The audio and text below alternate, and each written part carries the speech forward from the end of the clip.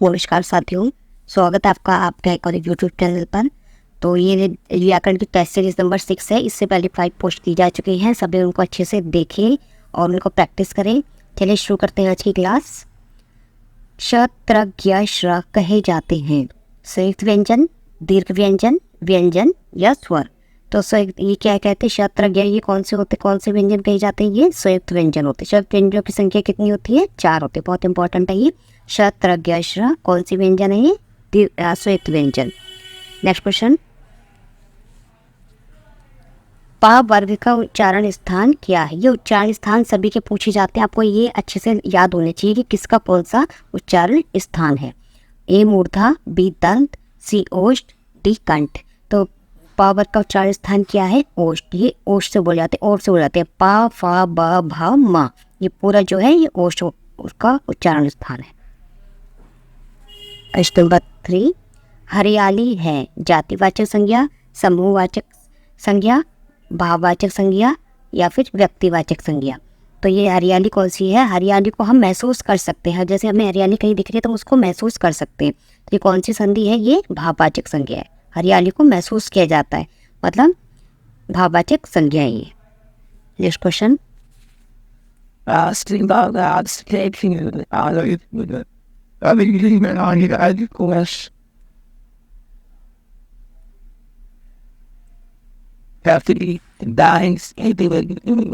हिंदी वर्णमाला में अयोग्य वाहक की संख्या कितनी है? 4, 3, 2, 1। तो अयोग्य वाहक कौन से होते हैं? एक तो ये अंक बिंदी वाला और एक ये आओ वाला। ये 2 अयोग्य वाह होते हैं। तो इनकी संख्या कितनी होती है? 2। अयोग्य वाह वर्ण कौन से होते हैं? ये होते हैं। इनकी संख्या कितनी है? 2। Next question, Ram plus Ramayan का संधि विच्छेद क्या होगा? रामायण का संधि विच्छेद क्या होगा?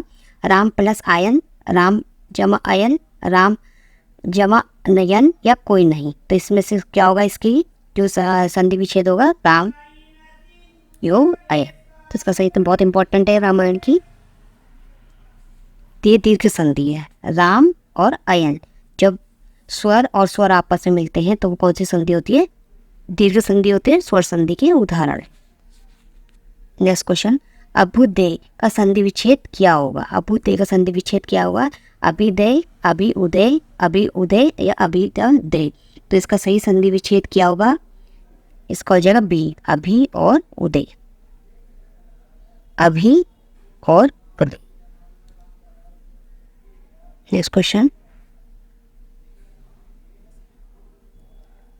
अध्ययन में कौन सी संधि है? दीर्घ संधि, गुण संधि, ऋण संधि या अयादि संधि?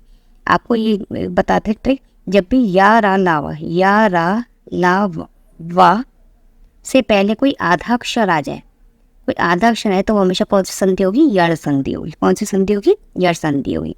जब भी या रा ला वा के आगे कोई आधा अक्षर आ जाए आपको दिखे तो वो यण संधि होगी। नेक्स्ट क्वेश्चन, बहिष्कार का संधि विच्छेद क्या होगा? बहुत इंपॉर्टेंट है। बहिष्कार का संधि विच्छेद क्या होगा? तो इसका सही जवाब हो जाएगा और ये हो जाएगा बहि और कार। तो इसका ए ऑप्शन हो जाएगा। और ये कौन सी संधि है? ये है विसर्ग संधि। कौन सी है? विसर्ग संधि। नेक्स्ट क्वेश्चन, अंजनी सुत में समास बताएं। अंजनी सुत, अंजनी सुत मतलब पुत्र। अंजनी तो सुत किसे कहा जाता है? अंजनी पुत्र किसे कहा जाता है? हनुमान जी को कहा जाता है। तो इसमें कौन सा समास है? द्वंद्व समास, कर्मधारय, बहुवरीय, तत्पुरुष। तो इसमें कौन सा समास हो जाएगा? बहुवरीय। तो बहुवरीय समास की क्या पहचान होती है? कि इसमें पूर्व पद और उत्तर पद दोनों प्रधान न होकर तीसरा पद प्रधान होता है। तीसरा पद क्या निकलता है? अंजनी सुत को क्या कहा जाता है? हनुमान। तो इसका मतलब इसका समास कौन सा हो जाएगा? बहुवरीय। नेक्स्ट क्वेश्चन, निम्नलिखित में से कि शब्द में बहुवरी समास नहीं है। बहुवरी समास की पहचान क्या है? तीसरा पद निकल के आएगा। दशानन किसको कहा जाता है? रावण को। मृत्युंजय किसको कहा जाता है? शिव जी को। और पतझड़ किसे कहा जाता है? जो पतझड़ के मौसम में आता है उसे पतझड़ कहा जाता है।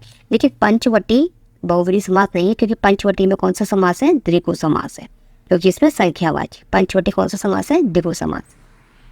नेक्स्ट क्वेश्चन, इनमें से कुछ शब्द का विलोम अगम है। अगम का विलोम क्या है? दुर्गम, सुगम, दुर्जय, अजय। तो इसका सही जवाब हो जाएगा अगम का क्या हो जाएगा? सुगम। एक है कहीं जाना अगम है, दूसरा है सुगम। नेक्स्ट क्वेश्चन, आवश्यकता से अधिक धन का त्याग क्या कहलाता है? आवश्यकता से अधिक धन का त्याग कहलाता है अप्रिग्रहण, अपरिग्रह, इंद्रिय निग्रह, परिग्रह। तो इसका सही जवाब हो जाएगा बी, अपरिग्रह। बहुत इंपॉर्टेंट है, क्या हो जाएगा? अपरिग्रह। नेक्स्ट क्वेश्चन, का, खा, ज, फा ध्वनियाँ किसकी हैं? जब भी ऐसी ध्वनि होती है जिनकी चीज़ हाई से हाल बिंदी लगी होती है तो हमेशा कौन सी ध्वनि होती है? अरबी फारसी होती है। कौन सी ध्वनि होती है? ये अरबी फारसी। नेक्स्ट क्वेश्चन, अत्यनुदेक में कौन सा उपसर्ग है? उपसर्ग आपको पता है हमेशा शब्दांश के आगे लगते हैं, तो इसमें कौन सा शब्द होगा? अ, अति, अप या अब। तो इसका सही जवाब हो जाएगा अत्यनुदेक में कौन सा समास है? अति। अति उपसर्ग है इसमें। क्या है? अति उपसर्ग। अति प्लस अति उपसर्ग आधुनिक। नेक्स्ट क्वेश्चन, वैदेही वनवास किसकी दोस्त है? व्याकरण में मैंने एक कुछ क्वेश्चन हिंदी साहित्य की डाल दी जिससे आपको एक एक रचना पता है जो इम्पोर्टेंट है। वैदेही वनवास किसकी रचना है?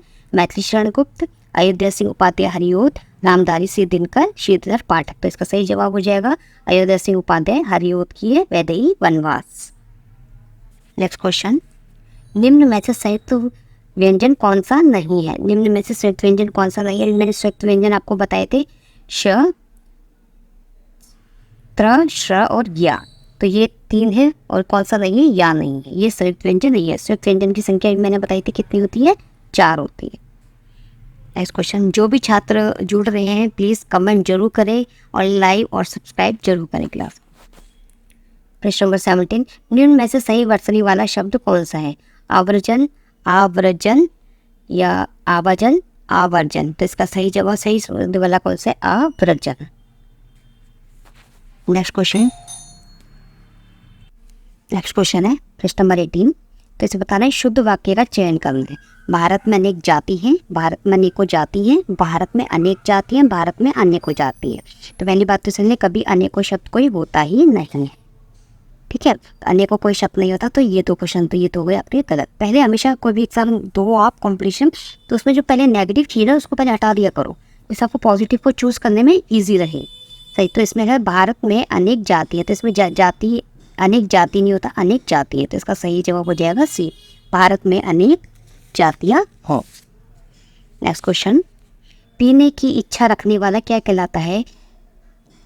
अनेक वाक्यों के एक शब्द है ये, पिपासा, पिपासो, पिपासु या डी पिपासो। तो इसका सही जवाब हो जाएगा पिपासु। पीने की इच्छा रखने वाला कौन होता है? पिपासु। नेक्स्ट क्वेश्चन, मृत्युंजय पद में कौन सा समास है? अभी बताया था मृत्युंजय पद में कौन सा समास है? मृत्युंजय किसको कहा जाता है? शिव जी को। बहुवरी, द्विगु, कर्मधारय या द्वंद्व। तो इसका सही जवाब हो जाएगा बहुवरी समास है मृत्युंजय। नेक्स्ट क्वेश्चन, जगदीश में कौन सी संधि है? दीर्घ संधि, गुण संधि, व्यंजन संधि, अयादि संधि। तो जगदीश में कौन सी संधि है? व्यंजन संधि। नेक्स्ट क्वेश्चन, विश्लेषण शब्द का विलोम क्या होगा? विश्लेषण का विलोम क्या होगा? व्याख्या, विवेचन, संश्लेषण, विभाजित। तो विश्लेषण का विलोम शब्द क्या होता है? संश्लेषण। नेक्स्ट क्वेश्चन, निम्न में से हिंदी भाषा की लिपि बहुत इंपॉर्टेंट है, ग्रीक, देवनागरी, रोमन, आरमाइक। तो इसका हिंदी भाषा की लिपि क्या है? देवनागरी। और रोमन किसकी है? अंग्रेजी की। नेक्स्ट क्वेश्चन, भुलक्कड़ किस प्रत्यय शब्द का प्रयोग है? प्रत्यय शब्द कौन से जो शब्द के पीछे लगते हैं? आओ, अप, अपकड़, आप। तो इसमें किसकी आवाज आ रही है? अक्कड़। तो सही जवाब हो जाएगा प्रत्यय कौन सा है? अक्कड़। नेक्स्ट क्वेश्चन, लास्ट क्वेश्चन, उसका कोट बहुत पुराना था। इस वाक्य में पुराना क्या है? पुराना क्या है? संज्ञा, सर्वनाम, विशेषण, अव्यय। तो पुराना क्या है? कोट। तो किसकी विशेषता है? कोट की क्या बताई जा रही है? विशेषता। तो विशेषता बताते उसे क्या कहते हैं? विशेषण। जो किसी की विशेषता बताते हैं उसे क्या बोला जाता है? विशेषण। आशा करता है आपको क्लास बहुत पसंद आई होगी। तो क्लास को लाइक, सब्सक्राइब जरूर करें और अपने कमेंट्स जरूर करें। धन्यवाद।